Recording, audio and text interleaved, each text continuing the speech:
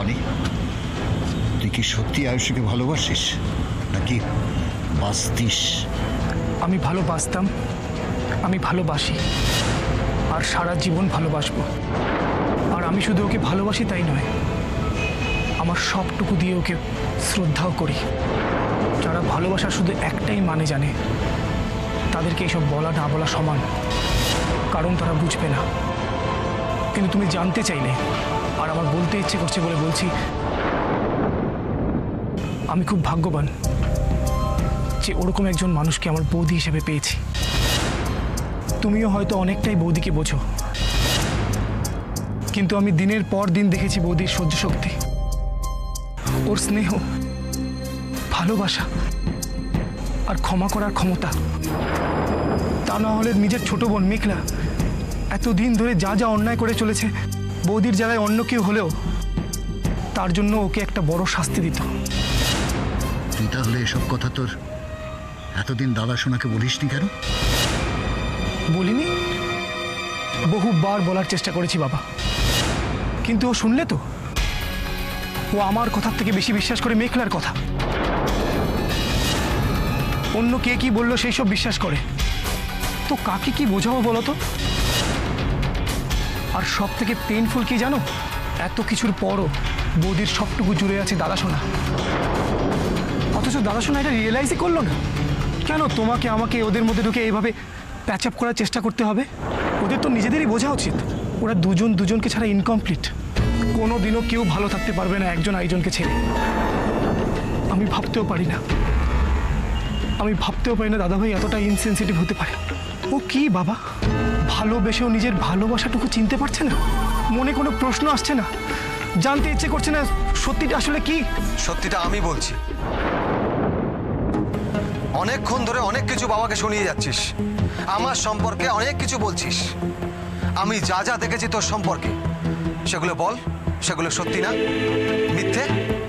বল। তুই মিথ্যে রেখে যখন সত্যি ধরে বসে আছিস, তখন তোকে আর কি বলবো? লজ্জা থাকলে তোর কিছু বলা উচিত নয় অনি। আমি তোর আর আয়ুষের ফটো দেখেছি, দুদিন আগেই তো তোরা। নিজের ভাইয়ের সম্মান না রাখতে পারিস, অন্তত ওয়াইফের সম্মানটা রাখ। বিয়ের আগে বৌদি আমার বন্ধু হলেও বিয়ের পর আমি বৌদিকে আমার বড় ভাইয়ের ওয়াইফ হিসেবেই দেখেছি, রেসপেক্ট দিয়ে এসেছি। তাই ফার্দার বৌদিকে অসম্মান করে কথা বললে আমি কিন্তু। খুব গায়ে লেগেছে মনে হচ্ছে। আয়ুষের জন্য তুই আমাকেও। বাবা, তুমি ওকে বোঝাতে বলছিলে? ওকে? কোথায় যাচ্ছিস? দাঁড়া ভিতু, সৎ সাহস থাকে তো আমার সামনে বলে যা। শুনলে বাবা, শুনলে? শুনলে অনেক কি বলে গেল। এবার তাহলে তুই বোঝ, আমি আর কি বলবো? যারা তোকে ভালোবাসে তাদের কাছে তোর পরিচয়টা কি? তোমার সামনে দাঁড়িয়েও আমাকে ইনসাল্ট করে গেল, অন্যায় করলে ও, আর তুমি। মাথা ঠান্ডা করে একটা সত্যি কথা বলবি আমাকে? কেন মেঘলাকে বিয়ে করছিস? খুব পছন্দ করিস ওকে, খুব ভালোবাসিস ওকে, ওকে ছাড়া তুই থাকতে পারবি না তাই কি?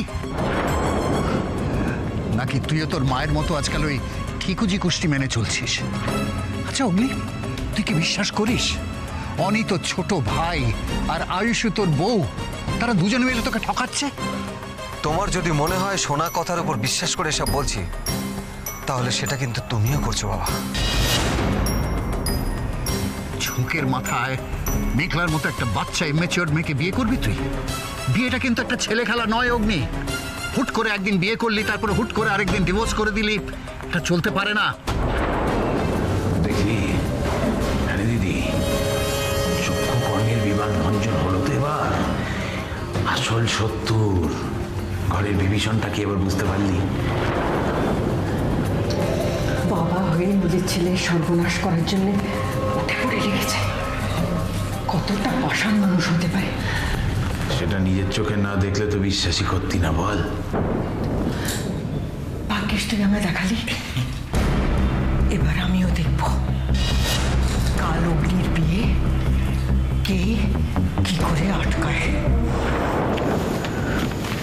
মেঘলা, কেন ছেলে মানুষই করে নিজের সর্বনাশ ডেকে আনছিস? তোর কি মনে হয় অগ্নিকে বিয়ে করে তুই সুখী হতে পারবি? তাছাড়া ওদের বাড়ির রীতি নীতি আদব কায়দা এসব কিছুর সাথে তুই খাপ খাইয়ে নিতে পারবি না। ঠাম্মি, এত কিছু ভাবার ইচ্ছে সময় কোনোটাই আমার নেই। আর তাছাড়া ওই সমস্ত জিনিসটা তোমাদের সময় হতো। ভাবিয়া করিও কাজ ভল বোকাস। জানো তো ঠাম্মি, এখন যদি তুমি অত কিছু ভাবতে থাকো তাহলে তোমার সামনের ট্যাক্সিটাতে অন্য প্যাসেঞ্জার উঠে চলে যাবে, আর তুমি বোকার মতো দাঁড়িয়ে দাঁড়িয়ে সেটা দেখবে। মেঘলা, তুই এখনো বুঝতে পারছিস না। কিছুদিন পরে দেখবি তুই নিজেই নিজেকে বোকা বানিয়েছিস। ঠাম্মি, নয় তুমি এতদিনেও মেঘলাকে অ্যাসেস করতে পারোনি, আর না হয় আমার বাবা আর জেম্মা মিলে হাবি জাবি বুঝিয়ে তোমার ব্রেনটাকে ওয়াশ করেছে। যাকে ছাড়ো, পারলে শনিবার দিনকে রেজিস্ট্রি অফিসে চলে এসো। বাবাকে বলে তো কোনো লাভ নেই, আর মা তো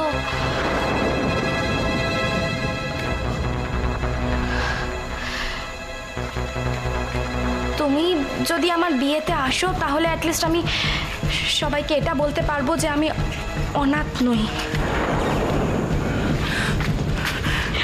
মেঘলা,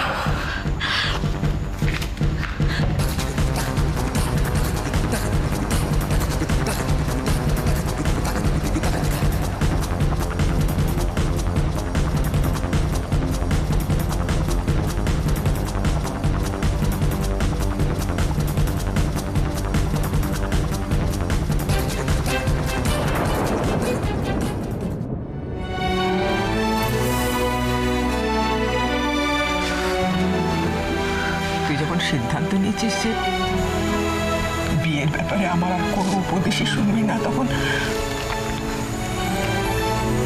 আমি আর কিছু বলবো না।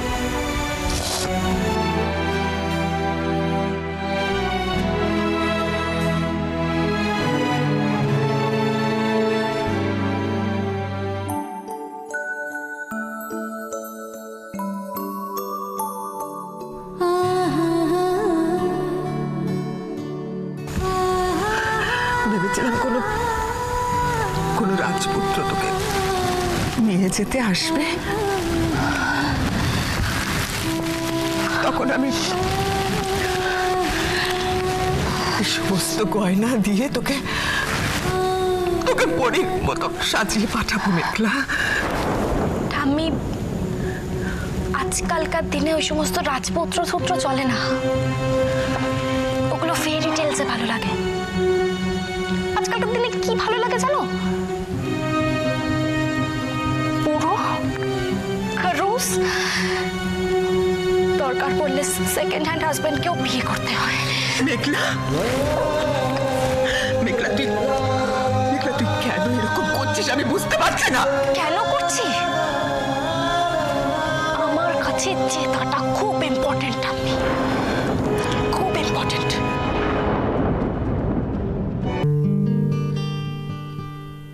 আই লাভ ইউ আইশি, খুব খুব ভালোবাসি তোমায়।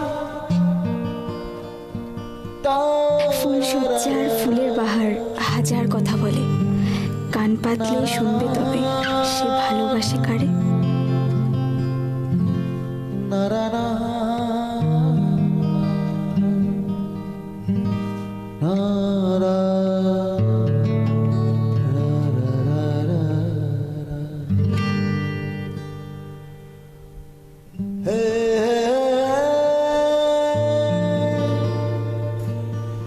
সত্যি আমি আগে বুঝিনি অগ্নি, তোমার সাথে থাকতে থাকতে আমি কখন তোমায় নিজের সবটুকু দিয়ে ভালোবেসে ফেলেছি।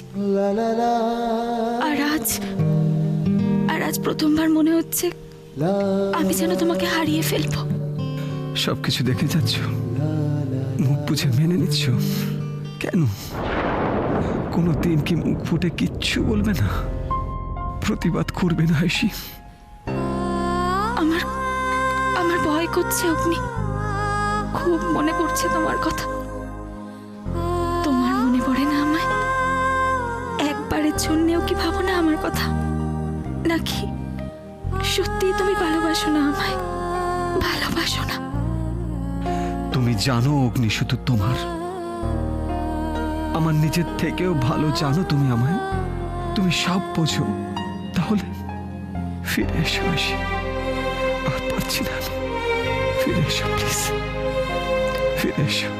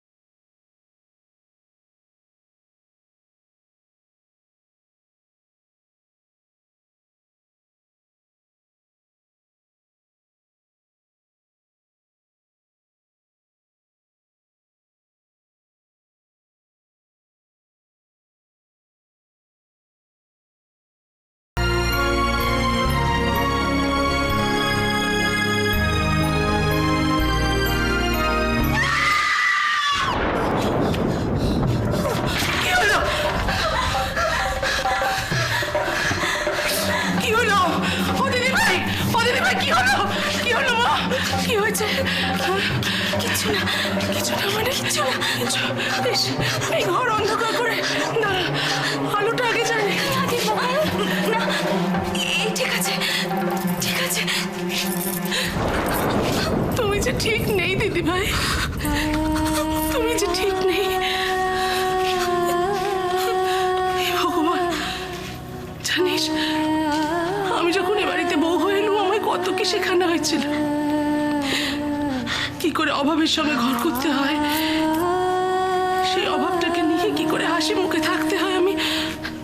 আমি সব শিখেছি, বিশ্বাস করে আমি সব শিখেছি, কিন্তু নিজের চোখের সামনে ছেলে মেয়ে নাতি নাতিদের এত দুঃখ কি করে সইতে হবে আমাকে কেউ শেখায়। দিম্মা, তুমিই তো বলো সবকিছু আমাদের হাতে থাকে না। ধরে নাও আমার ভাগ্যে যেটা হওয়ার ছিল সেটাই হয়েছে।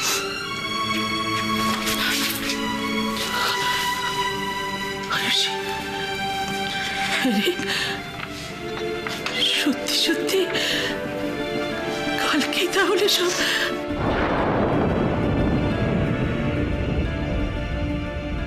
হ্যাঁ দিম্মা, আর মাত্র কয়েক ঘন্টা, তারপর কোর্ট, তারপর আমি একদম মুক্ত।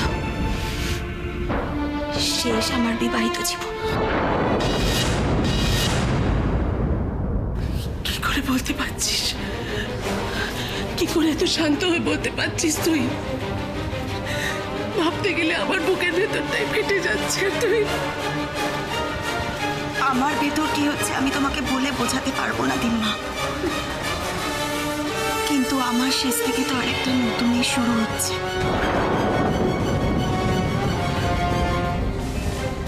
মেঘলার নতুন জীবন।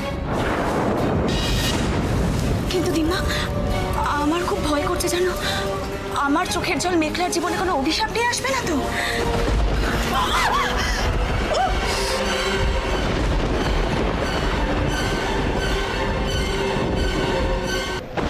তাকিয়ে দেখ, তাকিয়ে দেখ আয়ুষ, একবার তাকিয়ে দেখ।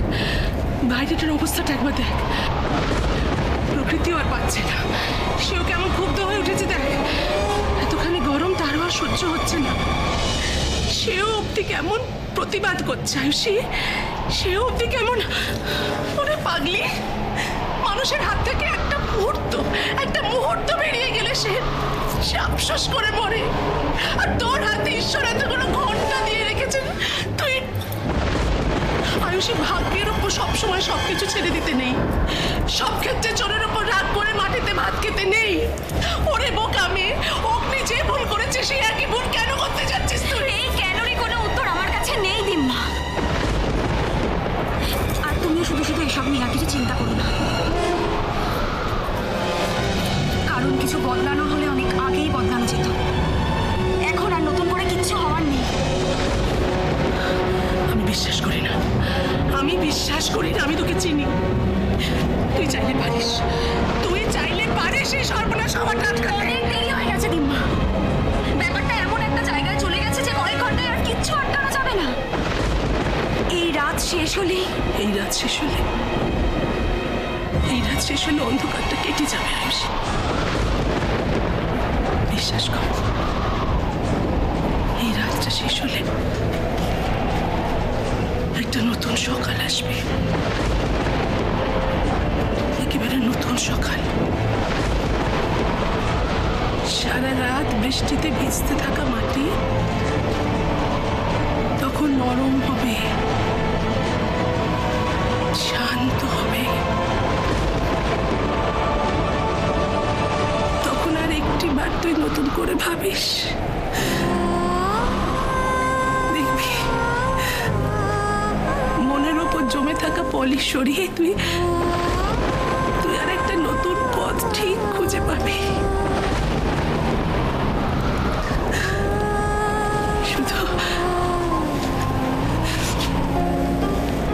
শুধু নিজের মনের চোখটা খোলা রাখিস দিদি ভাই, তাকে যেন বন্ধ হয়ে যেতে দিস না।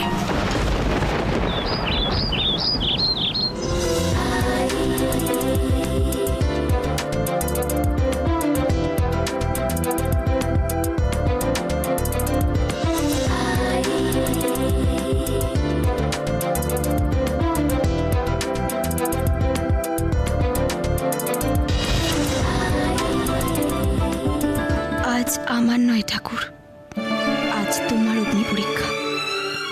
একদিন তুমি এক সুতোয় গেঁথেছিলে আমার আর অগ্নির জীবন। মাঝের এই ঝড়ে সে বাঁধন আলগা হয়ে গেছে। আর আজ